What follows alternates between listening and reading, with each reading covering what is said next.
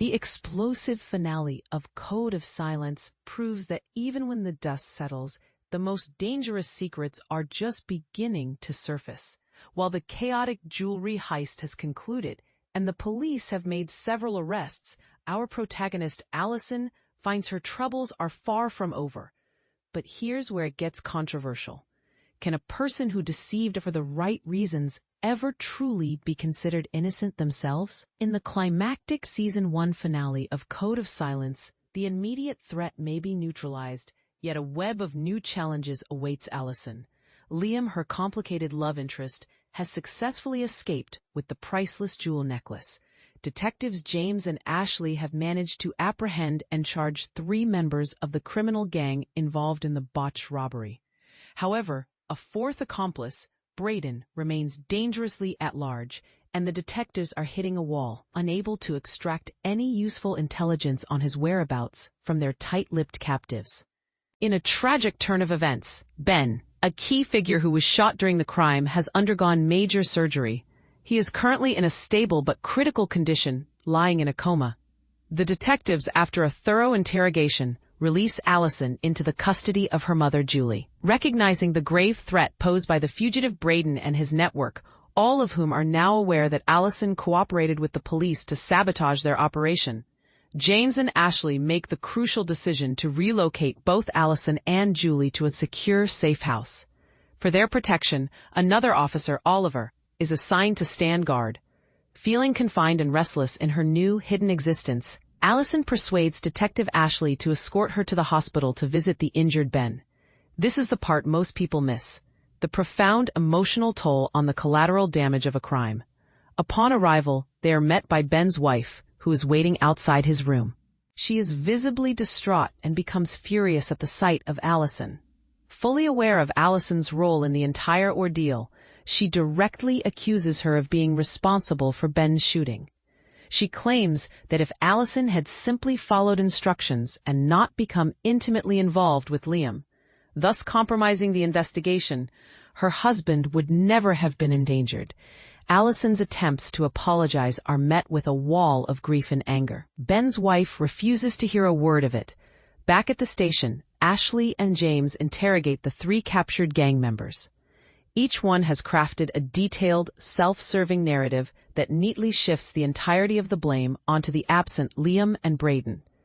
While the experienced detectives are highly skeptical of these coordinated stories, they lack the concrete evidence needed to press further charges and hold them indefinitely. In a moment of vulnerability at the safe house, Alison apologizes to her mother for the immense turmoil and upheaval she has brought into their lives. She confesses her deep-seated fear that the gang will never cease hunting for her. This fear is compounded by the fact that she and her mother, who are both deaf and communicate using sign language, are more easily identifiable to anyone who might be searching for them. In a shocking emotional confession, Alison also admits that, contrary to her original intentions, she developed genuine feelings for Liam.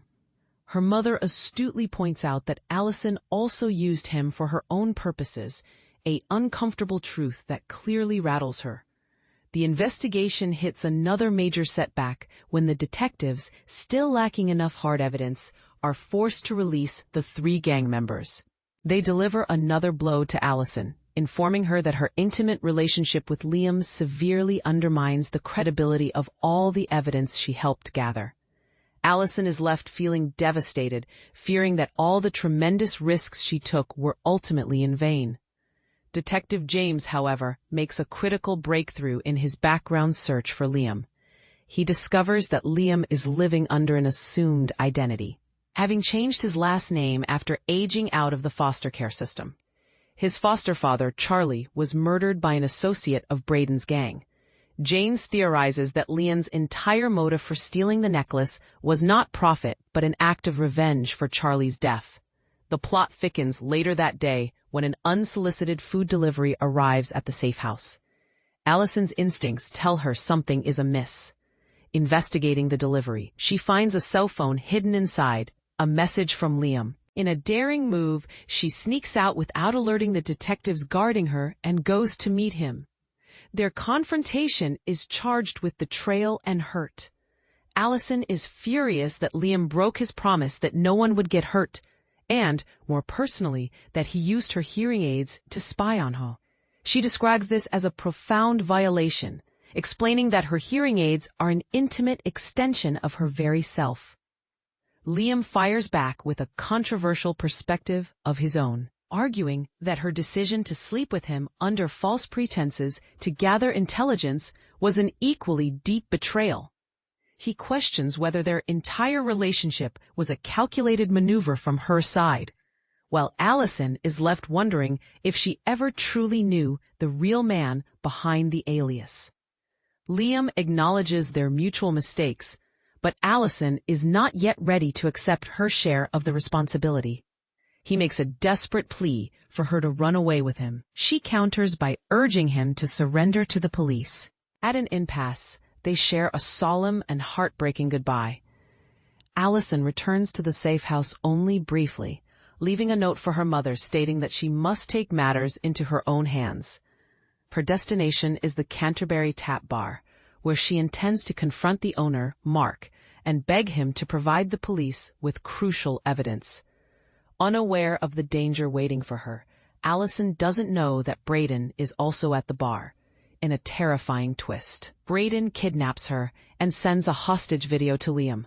When Alison's mother finds the note, she immediately brings it to the police, who jump to the logical but incorrect conclusion that Alison has fled with Liam.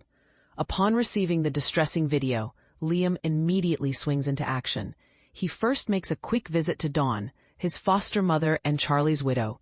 In this revealing scene, he confesses that his collaboration with the gang and the theft of the necklace were ultimately acts of vengeance dedicated to Charlie and her. Braden takes his captive to a remote warehouse where Liam arrives with the necklace to negotiate. With a gun pointed at Alison, Liam finally confesses his true motive. He did it all for Charlie. He hands over the necklace and Braden releases Alison. However, he then forces Liam to his knees, preparing to execute him. Alison is frantic, refusing to abandon Liam, even as Braden screams at her to leave. It is only when she sees Liam, with his hands behind his head, secretly signing "Police, go," that she understands. He had a plan all along. In a thrilling rescue, police officers swarm the warehouse. Liam had finally chosen a side and contacted them before coming to save her. With the entire gang now in custody, the detectives allow Liam a final moment with Alison. She is deeply moved that he ultimately sacrificed his freedom to ensure her safety, and admits that she had seriously considered his offer to run away together. In the ensuing court proceedings, Liam pleads guilty to robbery charges. From the stand, he signs to Alison, asking her to visit him in prison, a request to which she agrees. In a touching epilogue, Detective James visits Alison at home to present her with a substantial check for her lip-reading services. He even suggests she consider a formal forensic lip-reading course, pointing out that she has a unique and valuable skill set. And this is the part that will have everyone talking. Is Alison's unique talent a gift that serves justice, or does her willingness to become emotionally entangled with a subject make her a liability? This is not the end of Alison's journey, as Code of Silence has been officially renewed for a second season. For now, audiences can catch up on every thrilling moment of Season 1, available for streaming on BritBox. Emma O'Neill Didle is a passionate writer, educator, and history enthusiast based in Philadelphia, PA. Her world revolves around Doctor Who, though her love for British television and film extends far beyond the TARDIS. A proud Irishwoman at heart, you can follow her cultural commentary on Threads, at EmmaOD22. More to love from televisions. Alison and Liam take their relationship to the next level as Code of Silence continues.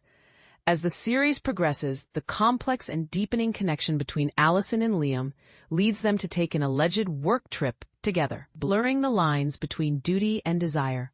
Code of Silence star Rose Ayling-Ellis on the fight for deaf representation. The show's star, Rose Ayling-Ellis, discusses the significant challenges and importance of bringing authentic deaf characters to life on both big and small screens in an exclusive interview. The best-laid plans go awry in Code of Silence's penultimate episode. Secrets long buried finally come to light, and the meticulous plans of both detectives and criminals spectacularly fall apart in the tense episode leading up to the finale.